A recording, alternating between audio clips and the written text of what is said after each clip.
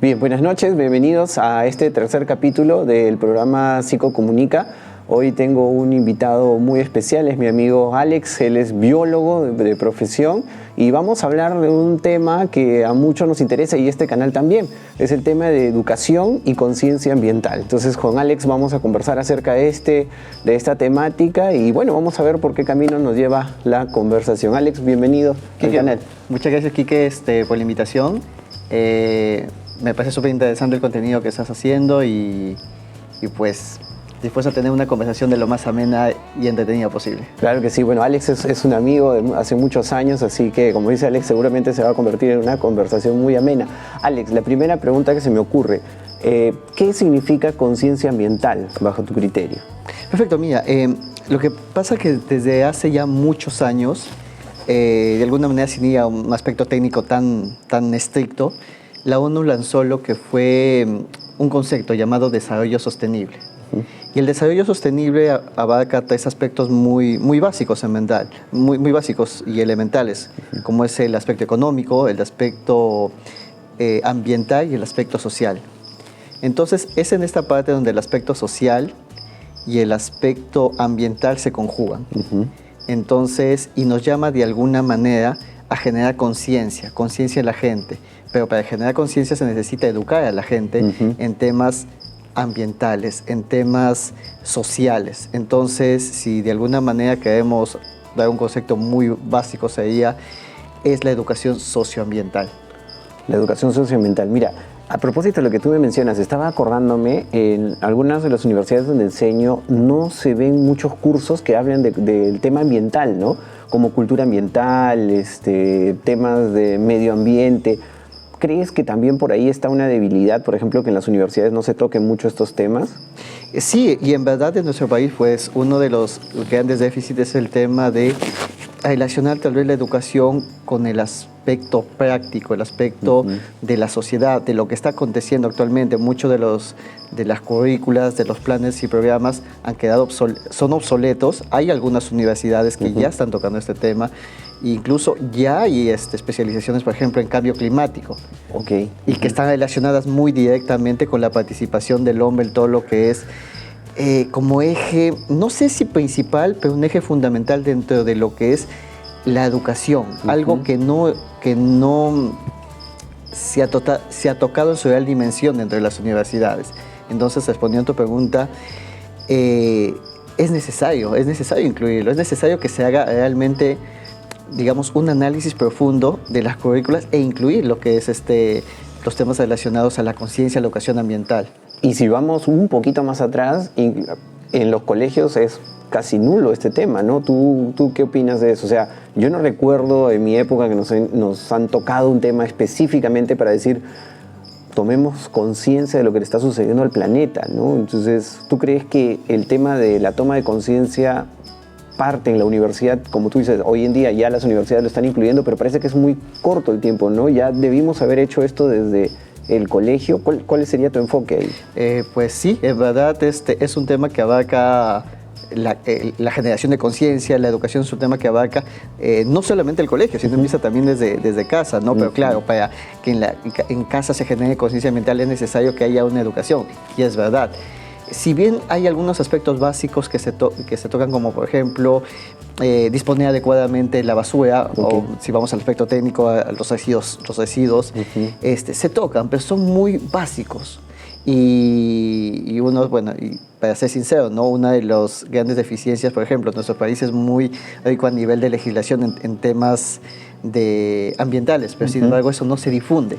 Claro. Y es el gran déficit de la educación básica, de la educación elemental, la educación secundaria, hasta la educación universitaria. O sea, si es que hay una difusión que es muy básica, finalmente, ¿qué tanto de ese contenido, qué tanto de la educación está interiorizándose y generando conciencia? Y la verdad, a criterio por algún estudio que hice en algún momento, no es muy profunda la interiorización. Ahora que me hablas de estudios y de investigación, bueno, Alex por su trabajo ha estado por distintos países del mundo, creo que en España, Brasil, y comparando con estos países, ¿cómo queda el Perú? Estamos muy rezagados, muy relegados a no tener conciencia sobre la cultura ambiental. ¿Cómo están otros países si tuvieses que compararlos bajo tu experiencia, ¿no? Visitando los mismos? Pues estamos atrasadísimos, siendo muy sinceros, estamos súper atrasados porque algo que digamos que en este momento se está dando y es una realidad difícil de ocultar es el cambio climático. Claro. Y el cambio climático depende, es verdad, de muchos elementos en el mundo, pero el hombre termina siendo un eje fundamental dentro de todo este cambio, el tema de la generación de residuos, dónde se disponen los residuos, que muchos residuos van al mar, el tema de la utilización de combustibles fósiles o combustibles que generan contaminación y no, digamos, invertir en energías renovables que ya están haciendo otros países, lo está haciendo España, lo está haciendo Alemania, lo está haciendo Francia, Estados Unidos va por ese lado también. Sin embargo, pues nuestro país se está quedando muchísimo. Claro, para que llegue al Perú, por ejemplo, este tema de las energías renovables, ¿no? Aunque entran, pero con mucha resistencia, creo yo, ¿no? El tema de los autos eléctricos, y por ahí también está un poquito el Perú avanzando, ¿o no está avanzando en nada? Se está avanzando, pero digamos, nosotros estamos importando la tecnología, digamos, ambiental, la más básica que digamos se generó hace ya muchos años atrás en otras latitudes, llamamos Europa, llamamos Estados Unidos, incluso Asia. Y claro, y acá no tenemos toda la infraestructura para generar todo este cambio de utilización de energías fósiles a energías renovables. No existe, o bueno, existe, pero es mínimo. Sí, claro. También debe haber una política por parte de los gobiernos, ¿no? De que acompañen este tema del cambio climático, porque lo podemos escuchar, pero como tú dices, en la práctica no se ve reflejado esto. ¿Crees que en otros países la política en general sí asume ese rol de apoyo al cambio climático? Perú tiene una política bastante interesante. Tiene, a nivel de legislación es muy grande toda la política que hay. Pero claro, esta política está orientada más a organizaciones, más a empresas. Y hay algo que se suele decir y que normalmente y que es una realidad. Hay muchas empresas, por ejemplo, que se certifican en temas ambientales, tienen la certificación, por ejemplo, de carbono neutro, de energías renovables. Sin embargo, al final se critica mucho el hecho que lo utilizan solamente como una imagen, es decir, yo tengo una certificación, me preparo solamente para tener la certificación, pero después se olvidan del tema ambiental. Entonces, es algo que debería cambiar, claro, y eso pasa por un tema de conciencia. Es que es probable, ¿no? O sea, yo lo hago porque me obligan a tener la certificación, porque me obligan a tener el sticker que yo estoy, ¿no?, cumpliendo, el papel que estoy cumpliendo, pero no porque realmente sepan o estén conscientes del daño que pueden causar muchas de las marcas en el Perú al no emplear los recursos adecuados, ¿no? Porque los recursos no solamente son los económicos, ¿no? Porque tienes que hacer un cambio de infraestructura, como tú lo mencionas, dentro de una marca, una empresa que puede ser desde una minera hasta, no sé, una empresa más pequeña, una pyme probablemente, ¿no? Es verdad. Y es acá donde la labor, por ejemplo, que desarrollan profesionales, los educadores, los psicólogos, hay psicología social también, que está orientado hacia, digamos, la difusión o concientización de masas. Es importante porque de alguna manera hay mucha resistencia al cambio y quizás la resistencia al cambio es lo que nos limita muchísimo para tomar conciencia. Y claro, ya digamos esto es un tema más profundo de posiblemente la psicología, pero digamos generar cambio es lo más complejo que hay en una sociedad.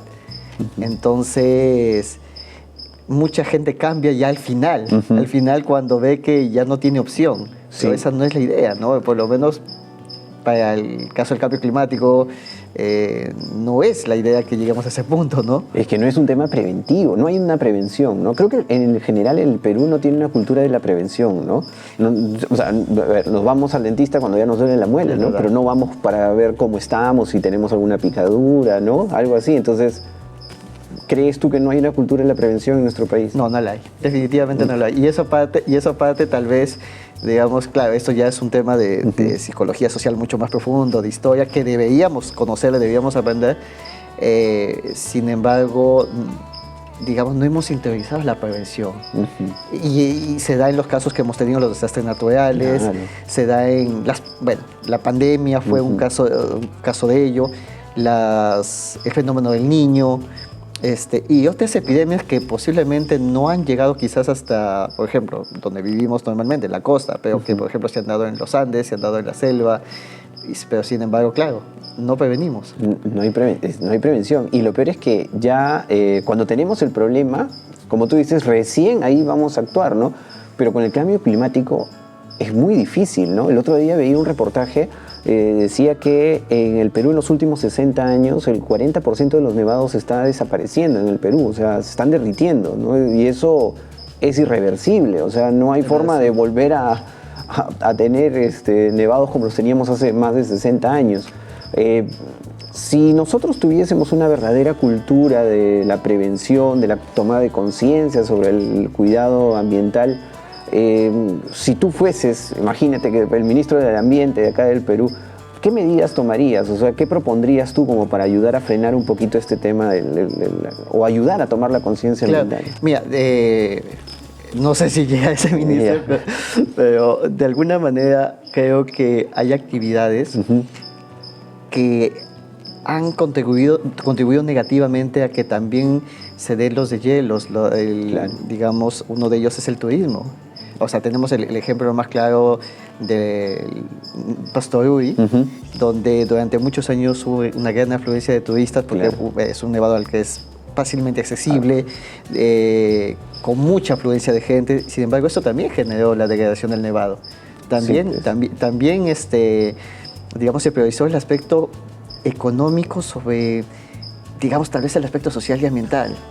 Sí. Entonces, eso generó, digamos, que al final, pues, tengamos estos resultados, el cambio climático. Ahora, respondiendo a tu pregunta, ¿qué es lo que se tendría que hacer para empezar como ministro del ambiente?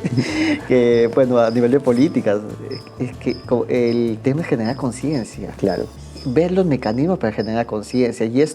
Y la generación de conciencia, es más fácil generar conciencia educando a las más jóvenes. Ese es el punto, creo que, central. Entonces, habría que empezar por allí. Claro. Porque a nivel de políticas, como te comentaba, tenemos una política, tenemos muchísimas leyes en cuanto al medio ambiente. Interesante eso. El tema es que, de alguna manera, si somos sinceros, ¿cuántas de las muchas leyes que tenemos las aplicamos realmente? ¿Cuánto las cumplimos? El hecho de que un papá, por ejemplo, coma algo y tire la cáscara al piso y el niño observe eso, probablemente lo va a imitar, ¿no? Aprendizaje por imitación. Y uno porque yo he escuchado personas decir, no, pero como que eso no es nada, ¿no? La calle, para eso pago, para que me limpien la calle. Y ahí es a donde está el error, creo yo, ¿no? Y eso sí tiene que ver con un tema de educación. Claro, por supuesto. Porque el niño va a repetir eso. Claro, el tema es que muchas veces se minimiza actitudes como esas de botar digamos, algo muy residuo, basura a la vía pública con una facilidad. Claro, el tema es que cuando esto se repite, pongamos 10.000 personas, ¿de cuánta basura ya estamos hablando? Claro, y no queda solamente la basura. Tienes razón. La gente que voy a utilizar para la limpieza, en el combustible que se va a utilizar para llevar en el mejor de los casos al relleno sanitario. Pero lamentablemente Trujillo no tiene un relleno sanitario. Eso es verdad, ¿no? O sea, se habla de un relleno sanitario que parece insuficiente o que no lo es, como tú lo dices. Claro, Trujillo lo que tiene es un botadero. Un botadero. ¿Cuál es la diferencia entre un botadero y un relleno sanitario? Bueno, muy simple. El relleno sanitario está bien organizado, tiene un ducto para la depuración de los gases de efecto invernadero, que también afectan todo este cambio climático. Está todo cubierto y es controlado. El botadero simplemente está a la intemperie, donde se acumulan plagas, moscas, roedores, cucarachas, y claro, con la proliferación de todas estas plagas, ¿a dónde van a llegar finalmente? A la ciudad. Tienes razón. Entonces... Claro, un círculo vicioso, ¿no? Que ahí nomás... Deben implementarse planes de concientización. O sea, podemos tener la mejor infraestructura, podemos tener todos los recursos a disposición económicos, a nivel de personas, a nivel de infraestructura, pero sin embargo, si al final no sabemos utilizarlo, no tenemos una idea de cuál es nuestro objetivo o por qué lo estamos haciendo al final, creo que todo lo que tenemos, todos los recursos al final no van a tener ningún sentido. Es que aquí, porque yo lo he escuchado, ese ya no es mi problema, ¿no? O sea, yo veo que limpian las calles aquí por la vía de Evitamiento, por ejemplo, ¿no? Por acá por Buenos Aires. Tiran desmonte, lo limpian y al día siguiente nuevamente aparece más desmonte y más desmonte y más desmonte, como si la ciudad no viviésemos todos en la misma ciudad, ¿no? Y es algo que tiene que ver con la cultura, la educación, pero para eso el municipio que lo limpia, porque son las respuestas que usualmente uno escucha, ¿no? Las lamentables respuestas, ¿no? Uh-huh. De alguna manera evidenciamos a través, por ejemplo, de la pandemia, que cuando no estábamos en las calles estaban limpias. Es verdad.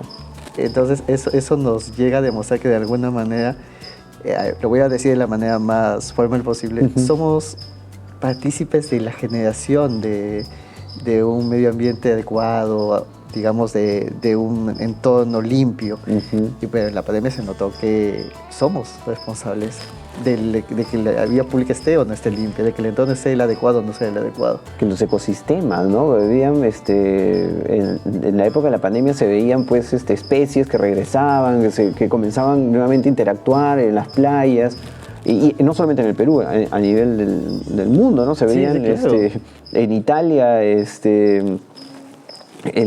migratorias, claro. Aves migratorias, sí, exacto, de ¿no? las plazas. Sí, o sea, el efecto, como tú dices, lo estamos causando nosotros. Sí, entonces el tema es que tenemos que tomar acción ya.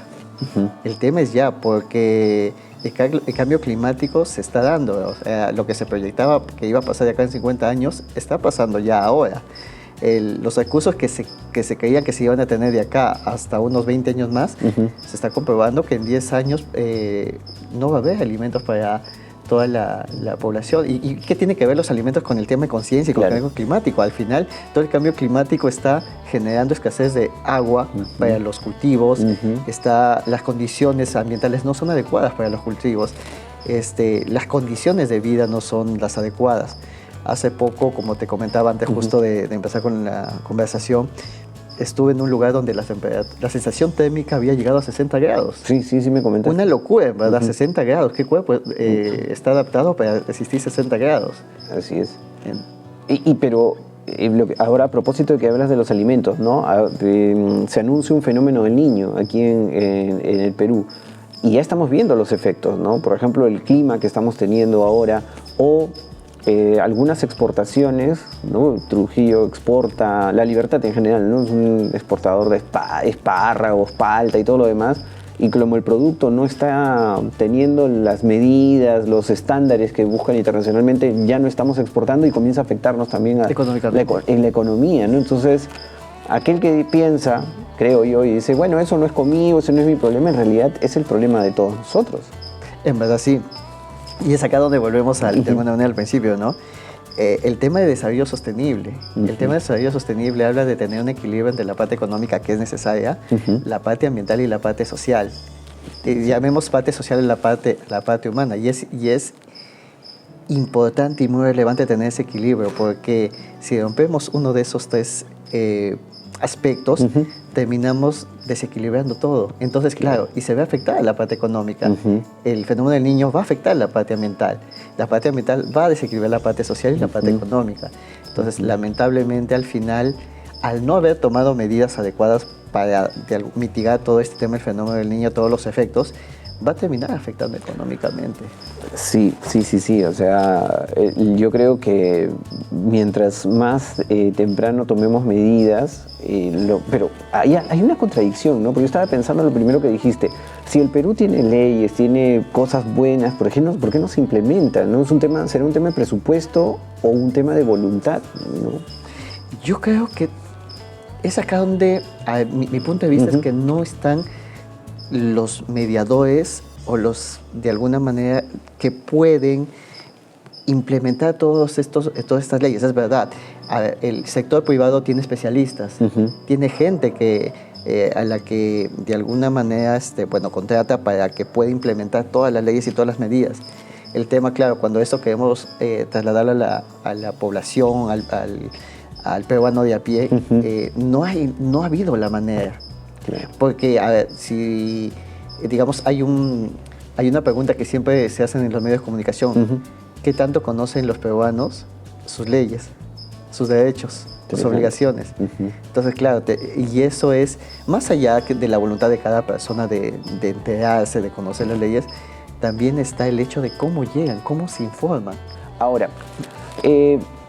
desde los profesionales de tu especialidad, de los biólogos, por ejemplo, tú hablabas de una investigación que habías hecho. Sí, justo digamos, para la tesis de investigación de la maestría, al final hice una investigación a nivel de Trujillo del nivel de conciencia ambiental de la gente. Y fue bastante interesante porque uno llega a descubrir que al final no hay, digamos, una edad ni en la cual, digamos, haya mayor o menor conciencia ambiental. Todo, digamos, el nivel de conciencia ambiental es medio, por llamarlo de alguna manera, en todos los niveles por edad. Y, por ejemplo, también si hablamos de educación incluso, el nivel de conciencia ambiental también está allí. Increíblemente, el nivel de conciencia ambiental de una persona que está, digamos, a nivel de educación, por ejemplo, universitaria, a uno que tiene posgrado, es muy similar. Entonces, eso nos habla de que el mensaje ambiental, el mensaje socioambiental no ha llegado en su magnitud a todos niveles. No está relacionado con el nivel educativo. Entiendo. Entonces, quiere decir que todos estamos iguales ahí. Eso es lo que dice tu investigación. Entonces, es allí donde tenemos que buscar los mecanismos, buscar las personas idóneas que puedan educar a la gente. ¿Cuál sería el punto de partida entonces, Alex?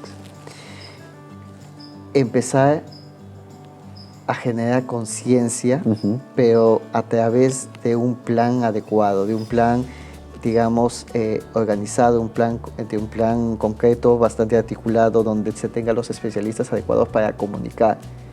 Ese sería el punto de inicio. El punto de inicio. ¿Quién debería hacer ese plan? Buena pregunta. El tema es de que cada ámbito tiene una responsabilidad. Debería partir, debería partir por el Ministerio del Ambiente, en coordinación con el Ministerio de Educación. Sin embargo, también las municipalidades, los gobiernos regionales tienen participación. Entonces, debe ser un plan conjunto. Los colegios profesionales también, ¿no? De pronto biólogos, civil, claro. Psicólogos, ingenieros, ¿no? que de alguna manera pueden estar involucrados en este tema de la cultura ambiental, ¿no? Alex, para ir terminando, ¿qué recomendaciones le darías a quienes están viendo este video sobre empezar con pequeños gestos de repente para tomar conciencia de la cultura ambiental que nos rodea? Claro, mira, hay una frase, bueno, la voy a repetir de manera no literal, que menciona la ONU a través de los Objetivos de Desarrollo Sostenible, en la cual habla de utilizar los recursos en el presente, pero pensando en las generaciones futuras. Entonces es algo que debemos interiorizar, es algo que debemos tener en cuenta. ¿Qué va a pasar con el mundo que estamos dejando para nuestros hijos y para nuestros nietos? Entonces, todas nuestras acciones actuales van a tener una consecuencia en el futuro. Y es ahí donde debemos pensar cómo actuar en este momento. Yo les voy a dejar las redes de Alex aquí en la descripción del video por si lo quieren contactar. De pronto Alex, con su vasta experiencia que tienen en múltiples empresas como biólogo, también podrían generar algún contacto, porque esto también es como una networking entre nosotros, ¿no? Claro, yo encantado de poder colaborar. Alex, tu palabra de despedida. Pues pensemos en el futuro, pensemos en el mundo que estamos dejando para nuestros hijos, para nuestros nietos. Nuestras acciones son las que al final van a determinar quiénes somos. Cualquier cosa pues en la que pueda ayudar, aquí estoy y cuentan conmigo. Muchas gracias por la invitación, Quique. Gracias, Alex. Este ha sido nuestro tercer capítulo. Ya nos vemos en una próxima oportunidad. Hasta luego.